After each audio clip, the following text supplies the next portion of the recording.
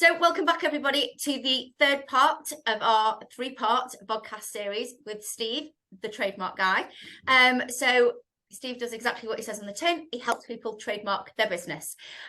He's an expert in this area. As we've discussed in the first one, you can go and do this yourself, but it's a complicated process. You might miss important details. And also when it comes to renewing, again, you can do that yourself, but it's always better to speak to an expert to make sure that all the T's are crossed and the I's are dotted. So I think today in the final part, we're going to be talking about selling your business and why it's really important that your trademark is registered before you sell your business. So I will hand over to you, Steve, the expert. Thanks, Sam. Great to be back again.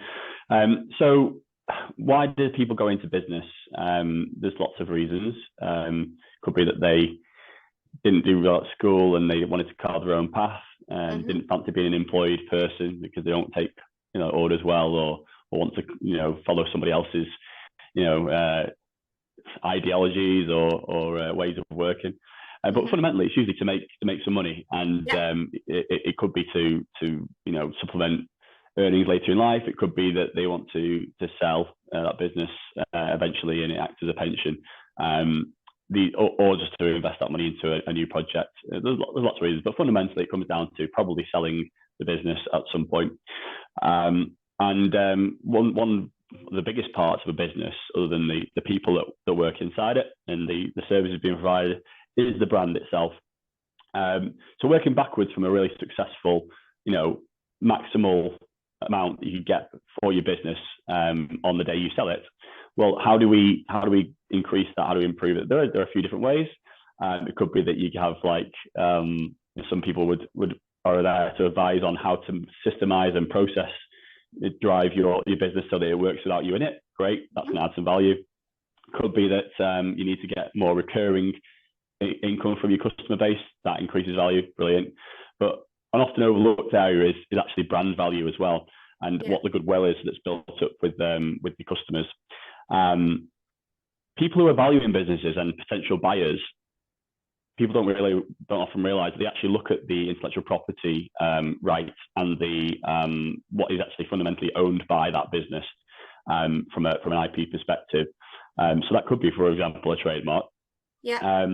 So there is a really easy way to increase the value of business, because one of these analysts will go in and have a look at what's there, have a look at the books, and then they'll say, okay, well, what is this brand actually worth?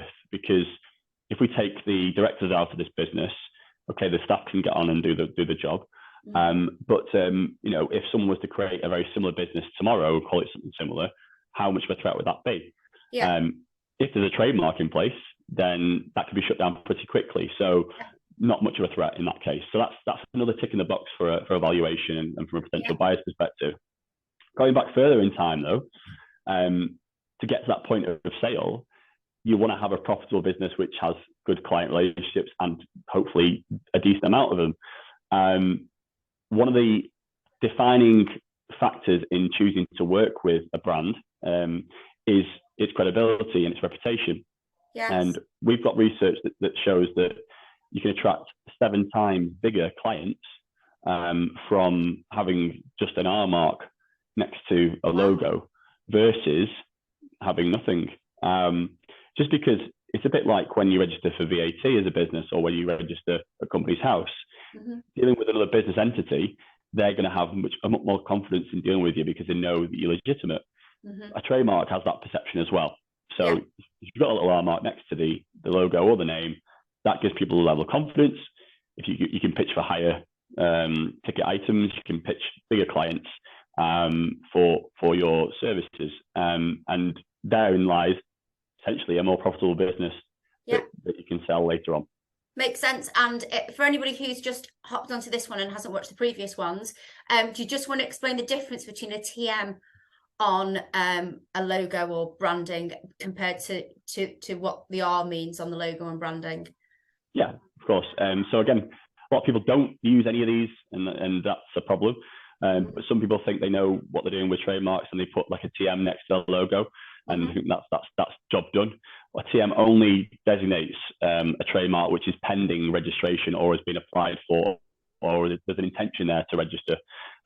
You then, once you get a certificate saying you own that trademark, you then can put the R mark next to that trademark, but no others, no subsidiaries of that trademark, only the one that's been registered. If you don't do that correctly, or you deliberately misinform the viewer that you've got a registered mark and you don't, then there are penalty fines potentially available to the IPO to crack down on that behaviour. Yeah, and what you were saying about selling your business and the value of having your branding logo trademarked, that would give peace of mind to the new buyers of the business, knowing that they are buying a company that is trademarked, that nobody can copy until obviously the renewal time, which we spoke about earlier, but they know that they've got peace of mind for however long, and then they've obviously got that 6 months period, haven't they, before anybody else can use it anyway. So it's knowing that you're buying a company that you wanted and that you can continue trading with peace of mind that nobody else can copy you without obviously being fined or shut down. Yeah, it's just getting your ducks in a row. And it presents a better case for sale, and it also works in terms of securing funding and investment. If it's not just a sale there and then, it could be that it's an earn out or a long-term buyout deal, and with investment available based on what you can present to them, and that adds a bit of weight to the argument to have more funding and investment because you've got those things sorted out already.